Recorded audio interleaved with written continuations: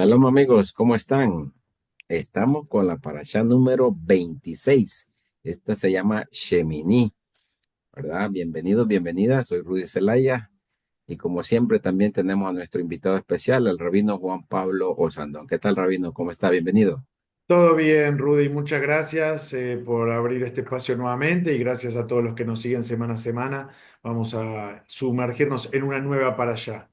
Sí, rabino, cada vez se está poniendo más interesante. Recuerdo que la última parashá o porción de Shemot se refería a la Shejiná descendiendo en forma de nube sobre el tabernáculo y todos se quedan a la expectativa, ¿verdad?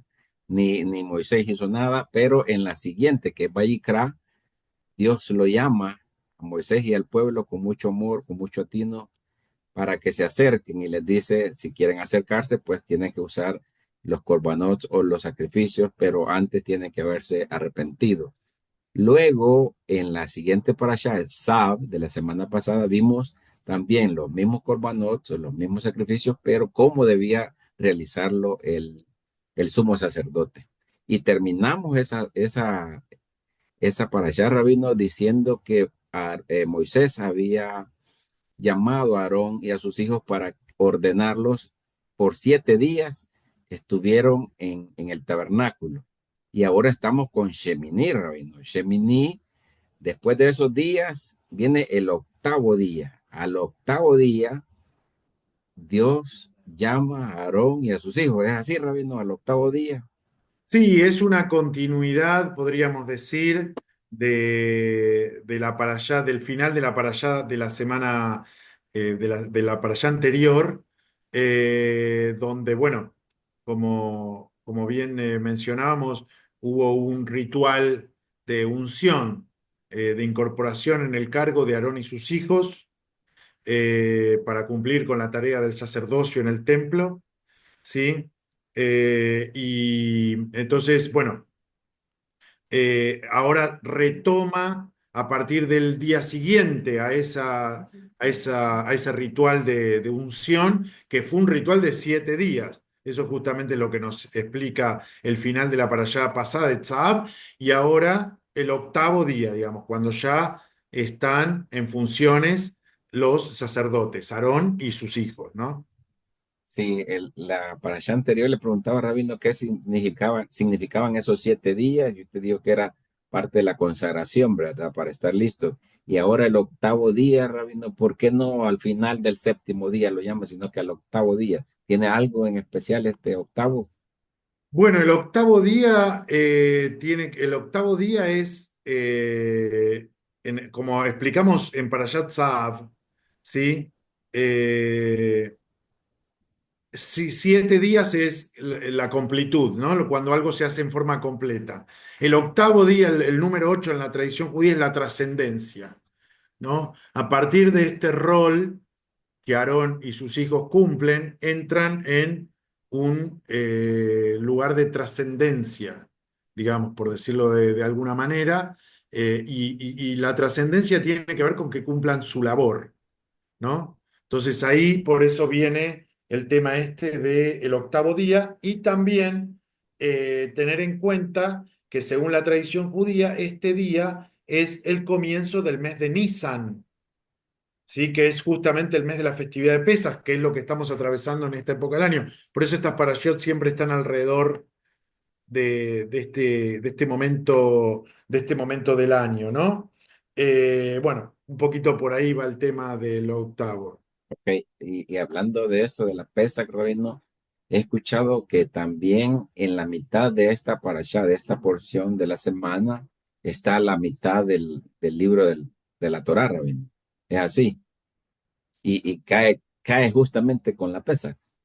Sí, estamos por ahí en este momento. Bueno, ustedes saben que el calendario hebreo está un poquito, no es exactamente igual al que usamos secularmente en nuestra vida cotidiana, ¿sí? Sino que tiene que ver con, bueno, los meses son lunares, el año es solar, entonces hay un poco de movimiento, el calendario no tiene exactamente los mismos días, etcétera, pero siempre Pesaj cae alrededor de esta época del año entre fines de marzo, mediados de abril, y estas parashot siempre se leen alrededor del contexto de Pesaj también, ¿no?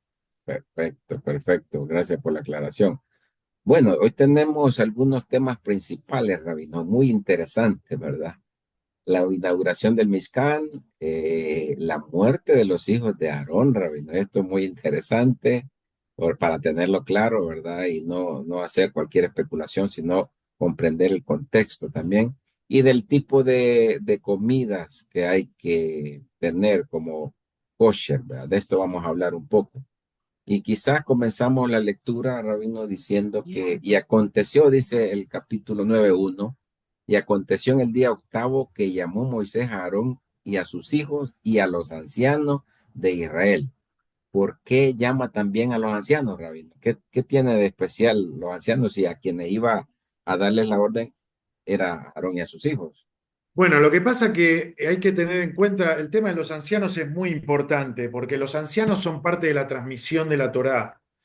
Esto en la Torá no queda explícito al 100%, pero cuando uno llega a un texto como el Pirkei Avot, que es probablemente, ya lo hemos citado en alguna oportunidad en este espacio, el texto de ética judía más conocido, más popular, cuando uno llega a este texto, se encuentra con que los ancianos son parte de la cadena de transmisión de la Torá. Moshe le pasó la Torá a Yoshua y Yoshua se la pasó a los ancianos. Aunque son los tres contemporáneos en gran parte del tiempo, esa es la cadena de transmisión.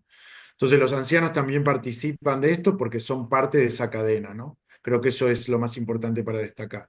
Sí, y también siempre ha sido muy importante el tema de la sabiduría que tienen los ancianos, de la experiencia, y a ellos también hay que consultarles y hay que tomarlos en cuenta.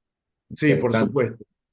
Y No nos continúa, olvidemos que los ancianos son, punto número uno, los que estuvieron como Moshe, no llegaron a la punta del monte Sinaí, pero eran los de los pocos que se podían acercar un poquito más, ¿sí? Y los ancianos también fueron en gran parte los que participaron del armado del sistema legal del pueblo de Israel, que vimos en Shemot, en el capítulo 19 de Shemot, siguiendo el consejo de Yitro, ¿no? Entonces, así, bueno, tiene que ver un poco con eso. es verdad, sí, es muy importante el consejo de los ancianos en la Torá. Y dijo Aarón, siguiendo leyendo, Rabino, y dijo a Aarón, toma para ti un becerro del ganado para ofrenda por el pecado y un carnero para holocausto, un macho cabrillo, un becerro, un cordero, un buey y un carnero, etcétera, harinas y todo para el sacrificio, Rabino. Aquí comenzaba Aarón a dar sus primeros pasos, como decimos, a iniciarse como sumo sacerdote, ¿verdad? Como Cohen Gadol. Y dijo Moisés, esta es la cosa que ha ordenado el Eterno que hagáis para que se os aparezca la gloria del Eterno, dice. O sea, al hacer esos sacrificios, dice que se va a aparecer la gloria del Eterno. Y Moisés y Aarón entraron en la tienda de asignación y salieron y bendijeron al pueblo, y apareció la gloria del Eterno en todo el pueblo, dice. Y la presencia del Eterno salió, y de la presencia del Eterno, dice, salió fuego que consumió sobre el altar el holocausto y los cebos. Y vio todo el pueblo y lanzó gritos de júbilo y cayeron sobre su rostro. Explíquenos cómo fue todo esto, Reben. Bueno, son varias cosas al mismo tiempo. Voy a Sí, tratar de resumirlas todas en un solo párrafo. ¿Sí? Nosotros habíamos visto al comienzo de Sefer Baikra que el Corbán, quizás el más importante, también el más común, podríamos decir, no en el sentido de que es menor, sino común en el sentido de que es el más repetido, es el Corbán Olá, el Corbán de ascensión, el que se quemaba todo. sí, ¿Sí? Entonces el templo es inaugurado con ese Corbán básicamente. Las funciones de Aarón son inauguradas con ese corbán, con el corbán olá, el que se consume todo. Simplemente que en los momentos normales, vamos a decir entre comillas, ¿sí? Los sacerdotes encendían ese animal y el animal se quedaba ahí quemándose. Después en Parashat Tzaab aparece que el corbán se tenía que quemar toda la noche. Bueno, hablamos de esto también en su momento. Acá, como es el primero, bueno, Dios interviene de una manera directa, ¿no? con la columna de fuego, que la hemos nombrado en varias oportunidades también, ¿sí? Y Dios mismo interviene en el quemado del Corbán, ¿no? Es- a ver, más allá de quitándole el sentido de, de- de- digamos, de toda la parafernalia que aparece alrededor de esto y de cómo el pueblo se siente eh, de alguna manera sorprendido por lo que está pasando. Una sorpresa bastante similar a la de la entrega de la Torá, que ya hemos hablado también de eso, Sí, sí, ¿no? con truenos, rayos, Exactamente, luces, sí, algo bastante parecido en ese sentido. Bueno, el pueblo de Israel ve esto que es como la revelación, por decirlo de alguna manera, no quiero decir en menor escala porque Dios está presente ahí, digamos, no hay nada menor con Dios, pero sino en el sentido de que es como una subrevelación del hecho de que, ok, esta es la Torá, esta es la forma en la que vamos a dirigirnos a Dios, ¿sí? Y acá Dios interviene para mostrar que esta es la forma correcta en la que se llevó todo a cabo, la construcción del Mishkan, la unción de los sacerdotes y la puesta en práctica del templo. perfecto, perfecto.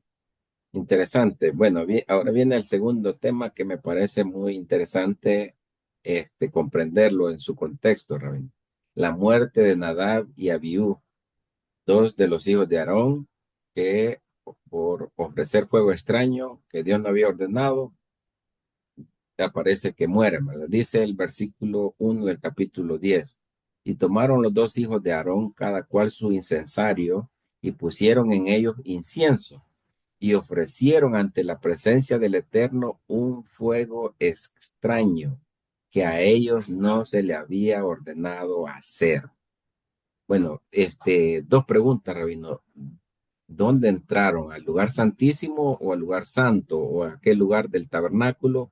¿Y por qué hacen esto? ¿Por qué fueron a ofrecer algo que no se les había ordenado? Excelente, bueno, excelente pregunta. Acá particularmente cuando la Torá se está refiriendo al lugar santo, se refiere al Mishkan en general, no necesariamente al Santo Santorum, Ok, ¿sí? Ya el hecho de que entren al Mishkan en general ya era una cuestión, digamos bastante llamativa, pero acá el problema principal no tiene, o sea, obviamente el lugar es trascendente, pero el texto se centra más en la acción. Y yo acá quiero desprender un poco al texto de la impresión que nos causa el hecho de la muerte específica de los hijos de Aarón. Porque siempre al ver la muerte, obviamente los seres humanos sabemos que la muerte es lo inevitable, y es lo irreparable también porque no hay regreso de ahí, ¿no? Entonces cuando uno lee este texto y ve y lee sobre la muerte, como que se queda anclado en eso, ¿no? A mí me gustaría poner el foco más en la acción que en la consecuencia, porque el texto es bien claro en este sentido, ¿sí? Ellos ofrecieron un fuego extraño que no se les había ordenado. ¿Ok? O sea, ¿cuál es el problema con Nadab y Abiú? No necesariamente que ellos toman una iniciativa, porque el ser humano siempre tiene que tomar iniciativas, ¿sí? Sino que toma una iniciativa por algo, sobre algo que ya le habían dicho cómo era. Porque vos podés tomar una iniciativa, podés ser innovador, ¿sí? Ahora, lo que el texto nos viene a decir es, miren, hay gente que tiene una experiencia sobre las cosas, que en este caso era Aarón, obviamente por ser su padre, ¿no? Y Moshe por ser el líder del pueblo. Hay gente que tiene una experiencia. Guíense por la experiencia. Después uno puede, quizás con el paso del tiempo, la experiencia propia, generar los cambios. Pero debemos darle el valor y la estimación que se merece la experiencia de los que estuvieron antes, ¿no? Yo creo que este es un buen mensaje para tomar de este texto sin quedarnos alrededor de lo, lo duro que es pensar en la muerte, ¿sí? Porque si pensamos solamente en la consecuencia, que es la muerte, que obviamente, como dije antes, para los seres humanos es muy dura, nos perdemos el mensaje de lo que tiene que ver con el contexto de lo que pasó. Acá el problema no es la muerte, sino el problema es no tomar la experiencia. No tomar la experiencia te puede llevar a un camino sin salida, ¿sí? Creo que eso, en ese sentido, yo me quedaría con ese mensaje un poco más metafórico y poetizado que con el texto literal, ¿no? Ok, de acuerdo. Sí, sí, solo que me llama la atención también para ahondar un poco más, es que los dos ofrecen un juego extraño. O sea, ¿por qué no solo uno? El otro pudo haber dicho, dale vos y después voy yo a ver qué pasa, sino que los dos en Bueno, común acuerdo. a veces puede pasar que haya una sociedad en este sentido. A veces hay personas que para hacer algo que está fuera de los cánones necesita de otro. Entonces, de a dos como que uno toma más coraje, ¿no? Pero no Sí, tiene que ver con una cuestión de coraje, tiene que ver con una cuestión de experiencia, de historia. Lamentablemente yo creo que vivimos en una época en donde justamente este mensaje que para mí da este texto se deja de lado. Hoy en día hay un desprecio por la historia y por el pasado. Y justamente la que la Torá nos viene a decir es, ok, hey, acá estamos, Aarón y Moshe están acá. Hey, me parece que hicieron algo para merecer que se los escuche, no que uno simplemente tome la iniciativa y haga lo que se le ocurra. Y seguramente en nuestra vida nos pasa lo mismo con un montón de personas, con nuestros padres, con nuestras madres, con personas que nos han guiado, que tienen la experiencia. Tenemos que aprender a tomar eso, ¿no? Con la propia historia de nuestra sociedad, de nuestra cultura, en el lugar en el que cada uno le toque vivir. Hay que tener un poquito más de afinidad con eso, porque creo que en definitiva es lo que nos permite evolucionar. Vuelvo a insistir sobre esto, el texto no está en contra de la innovación. El texto está en contra de la innovación porque sí, o porque a mí se me ocurrió. La innovación tiene que estar basada en la experiencia previa. ok. Y Rabino, y con que Dios los haya consumido, es que acaso los tomó como holocausto o cómo entender eso? Esa es una interpretación posible, que haya sido una especie de sacrificio reparador o corbán reparador en su propio cuerpo. Eh, es una de las interpretaciones que están dentro de la tradición judía. Ok, Sí. ok, perfecto. Dice el versículo 3 del capítulo 10. Y dijo Moisés a Aarón, esto mismo es lo que habló el Eterno, diciendo, he de ser santificado por mis elegidos, y ante la faz de todo el pueblo seré tenido en honra. Y Aarón guardó silencio, rabino. Es decir, o sea, no vemos a Aarón llorando, rabino, no vemos a Aarón lamentándose, sino que solamente guardó silencio. ¿Cómo entender eso, Rabino? Porque Sí, es una buena reflexión. Muchos sabios han hecho pausas sobre esto, opinando distintas cosas, ¿sí?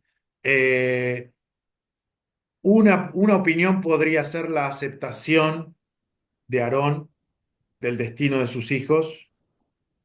Eh, Obviamente la tradición judía hace mucho hincapié en este aspecto. En algún momento hemos hablado acerca de las cuestiones que tienen que ver con el duelo en la tradición judía sí, y cómo se llevan adelante los procesos de duelo para dar diferentes pasos que te permitan llegar a la superación y a la aceptación de la pérdida física de tu ser querido, ¿no? Eh, hay otra visión, como siempre en el judaísmo, siempre tenemos más de una visión que incluso a veces hasta pueden ser contradictorias, de algunas personas, de algunos sabios que eh, de alguna manera le resiente la actitud de Aarón, ¿no? O sea, se murieron los hijos, sí, ¿sí? O sea, es una cosa terrible. Yo no sé si hay algo peor en la sí, vida de una exacto. persona, ¿no?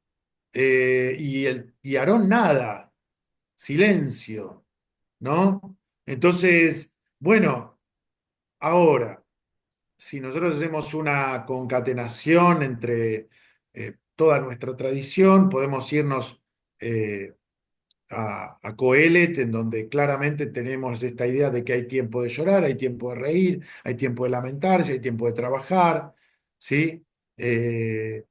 Aarón era un hombre que y trataba de siempre interponer la paz, ¿sí? La tradición judía le da ese lugar, y quizás él sintió que elevar un reclamo, ocupando él el rol que ocupaba, podría llegar a generar un desmadre aún peor entre toda la sociedad de los Bené Israel en el desierto, ¿no? Son decisiones también que uno toma y hay que saberlas entender.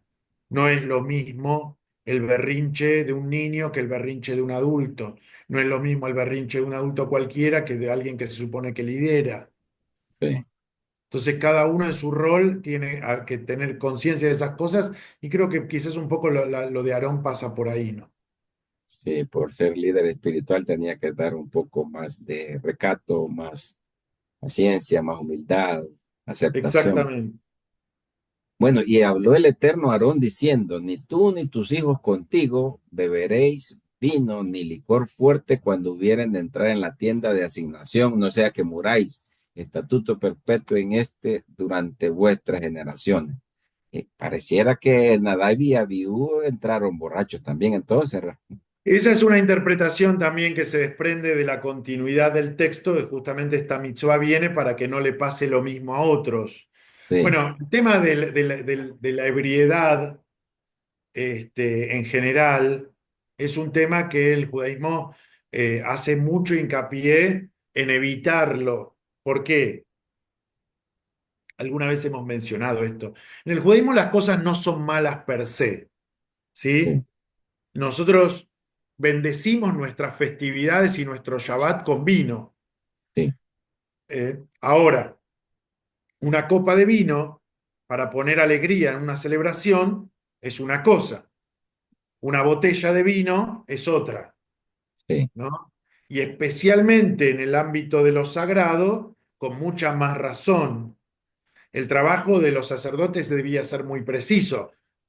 Sefer Baikra le dedicó las dos primeras parashotas prácticamente en 80% del espacio a detallar como casi nada en toda la Torá cada detalle de los korbanot, valga la redundancia, ¿no? sí, sí, sí, Entonces, está claro que el trabajo de los sacerdotes tenía que ser muy preciso. En unas condiciones en las que vos perdés tus sentidos por la alteración de ingerir cosas externas, claramente no lo vas a poder lograr. Y acá viene algo que me parece que es muy importante destacar, que está ligado a la tarea del sacerdote, porque el sacerdote no solamente cumplía con el funcionamiento del templo desde una forma técnica, sino que el funcionamiento del templo le hacía cumplir mitzvot a todo el pueblo. O sea, los sacerdotes eran los responsables de que el pueblo cumpla mitzvot. sí, Entonces, eh, esta parte habla específicamente de lo que el alcohol u otro tipo de sustancias externas que alteran tu realidad no te afectan solamente a vos, afectan sí, a todo tu entorno. Tus exacto, seres queridos lo padecen, tus errores los pueden pagar terceros, ¿no? Entonces sí, creo que hay también ese mensaje que no está explícito, pero que creo que es completamente válido, se puede extraer también de ese texto, ¿no? perfecto. Otra cosa, Rabino, es que tengo entendido que también en el Yom Kippur hacen referencia a Nadab y Abiú. ¿Por qué? ¿Por qué, Rabino? ¿Por qué hacen No, lo referencia? que pasa que es buena la pregunta. Lo que pasa que en Yom Kippur se lee Parashat Hareimot. El Ok, comienzo de Parashat Hareimot está cronológicamente ubicado después de la muerte de Nadab y Abiú. Hareimot, de hecho, significa literalmente después de morir, y el texto comienza diciendo, después de morir Nadab y Abiú, bla, bla, bla, bla, bla, bla, bla. Pero solamente por eso, no, no mucho más. ah, ok, perfecto, de acuerdo. Luego aparece, Rabino, que Moisés habla con los hijos, con los otros dos hijos de Aarón, y al parecer le reclama, Rabino. Regaña, y Aarón no dice nada, Rabino. Se queda también muy humilde, muy tranquilo. Lo, ¿Cómo lo que, interpretamos eso? lo que pasa que yo creo, la actitud de Moshe, vuelvo a insistir con esto, hay varias interpretaciones de toda esta escena que venimos transitando, porque no son escenas separadas, es todo parte de lo mismo, ¿no? Ok, Las actitudes de las personas son muy diferentes y cada una tiene que ver con el rol que ocupa. Moshe es una persona que es un gran líder político, pero a veces para ser un líder político hay que tener una especie de carácter muy especial en cómo uno se vincula con los demás. Porque para ser un líder político a veces hay que decir las cosas que los demás no quieren escuchar. Sí, Eso hace que el líder político tenga que tener un carácter fuerte y que a veces lo exprese de esa manera. Y a Aarón y a Moshe le pasa muchas veces esto. De hecho, el hecho de que él no entre a la tierra de Israel es consecuencia de su carácter. ¿Sí? sí, Ya, es ya cierto, vamos a llegar a eso. ¿Ok? es verdad. Aarón es otro tipo de perfil. El perfil del líder religioso es distinto. ¿Sí? Yo alguna vez he mencionado en este espacio la famosa frase del Talmud: un rabino que se pelea con todo el mundo no es un buen rabino, pero un rabino que no se pelea con nadie tampoco es un buen rabino. Ok, el líder Sí, religioso tiene que tener otro equilibrio. Obviamente hay cosas que uno sí tiene que decir sí o sí, pero tampoco puedes estar con esa intensidad de carácter fuerte todo el tiempo. Bueno, Moshe es el rol que le toca y Aarón es el rol que le toca. Cada uno tiene su lugar, ¿no? Entonces, Moshe regaña a estos chicos como líder político, además como tío, ¿no? Pero como líder político, porque Moshe tiene la responsabilidad de que el templo funcione bien. Entonces, sí, si estos dos también se vuelven a equivocar y ya se nos mueren los cuatro descendientes del primer sacerdote, ¿qué va a pensar el pueblo del funcionamiento del templo? ok, Entonces, eso perfecto. creo que por ahí va un poco. Sí, está bien la aclaración. Y luego vienen las leyes del kashrut, Rabino, las leyes de los Sí, alimentos puros e impuros, ¿verdad? Habla sobre el tipo de animales terrestres, las que están en las aguas, las aves. Dice que son impuros, por ejemplo, el camello, el conejo, la liebre, el cerdo o el puerco, ¿verdad? De las aguas, ¿cómo se llama? Las que no tienen aletas ni escamas son impuros. Y de las aves habla del búho, el vampiro, el pelícano, la cigüeña, la garza, el murciélago e insecto de cuatro patas no comeréis, dice. ¿Por qué, Rabino? ¿Es que acaso? Bueno, sabemos que esta carne también de estos animales es tóxica, ¿verdad? Pero aparte de eso, ¿cómo lo interpretan en el judaísmo? excelente, excelente pregunta. A ver, acá tenemos tres categorías Sí, de animales. Primero vamos a ir a los terrestres, sí, ¿sí? Hay una característica que tienen que tener todos los animales terrestres que el pueblo judío puede comer, que son tener pezuña partida, es decir, el casco, estar sí, partido, ¿sí? Y ser rumiantes, ¿ok? ¿Por qué es esto? ¿Sí? Bueno, en el caso particular del cerdo, que en general es el animal que más se identifica con lo que los judíos no podemos comer, es sí, el único animal que tiene pezuña partida pero no es rumiante. Es el único animal, no hay otro. El cerdo es el símbolo de lo que uno muestra pero no es. Se muestra de una manera que es pezuña partida, ¿sí?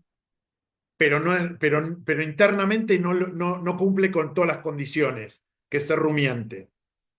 Entonces, eso lo coloca en una categoría aparte y se traslada esto al kashrut, a no poder alimentarnos con él. ¿Ok? Después está el tema de algunos rumiantes que tienen casco entero, como el camello, ¿sí? Que esos no se pueden comer porque no cumplen las dos condiciones. ¿Sí? Eh, todas las leyes del kashrut no necesariamente tienen una explicación racional. Esto quiero hacer hincapié. Ya hemos hablado en algún momento. Hay algunas leyes que tienen una explicación racional, a las que se les llama mishpatim, y algunas leyes que no tienen explicación racional, a las que se llaman hukim. Algunas cosas del kashrut tienen explicación racional, otras no. ¿Sí? Con respecto al tema de las aletas y las escamas, yo sé que esto que voy a decir es polémico porque la sociedad salvadoreña está muy acostumbrada a comer mariscos, camarones, etcétera, etcétera.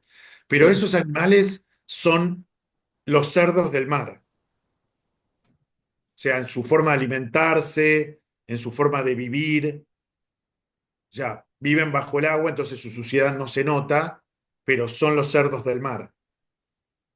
sí, Los animales que los judíos podemos comer son los que tienen aletas y escamas. Todos los pescados que tienen escamas tienen aletas, pero no todos los que tienen aletas tienen escamas. Por ejemplo, el sí, delfín, el tiburón tienen aletas, pero no tienen escamas. sí, ¿Ok? Eh, este tipo de animales tienen una visión especial dentro del judaísmo porque cumplen muy cabalmente la mitzvah de multiplicarse. Y por último, el tema de las aves, si bien en las traducciones suelen aparecer algunos tipos de aves, no todos los nombres de las aves que aparecen en hebreo los conocemos porque algunas ya se han extinguido. Pero la regla general es que no comemos animales, que no comemos aves que vivan de la carroña, perfecto, ¿sí? Solo aves de corral. perfecto. Porque, bueno, básicamente el ave que se alimenta de un cadáver contagia su impureza. Que vuelvo a insistir, no es suciedad ni nada que se le parezca, es simplemente estar apto o no apto para algo dentro de la tradición judía. En este caso, no están aptas para ser tomados como alimento. Ok, ¿Sí? de acuerdo. Bueno, entonces con esto cerramos, Rabino, ya se nos acabó el tiempo. Las leyes del Kasruch podemos decir que si, si se ingiere afecta no solo al cuerpo, sino que también de alguna manera al alma, podemos decir eso. Y de eso no hay ninguna duda. Para la tradición judía, las leyes de Kashrut son sanas para el cuerpo y mejoradoras para el alma. En lo que tiene que ver con el alma, principalmente porque uno al abstenerse de comer cosas, toma conciencia de que no puede ir por el mundo agarrando lo que se le ocurre y fagocitando todo lo que le pasa por delante. Bueno, yo creo que vamos a ver más de estas leyes, de verdad, más adelante. Se vuelven a repetir, sí, sí. Perfecto, entonces, interesante, Rabino, que nos haya aclarado todo esto de la parasha Shemini. Y bueno, le pedimos a la gente que nos escuchen, que le den like, que se suscriban, ¿verdad? Y que la próxima estaremos nuevamente hablando de otra parasha más. Muchas gracias, Rabino. Gracias a ti, Rudy, y gracias a todos los que nos siguen semana a semana. Shalom. Shalom a todos.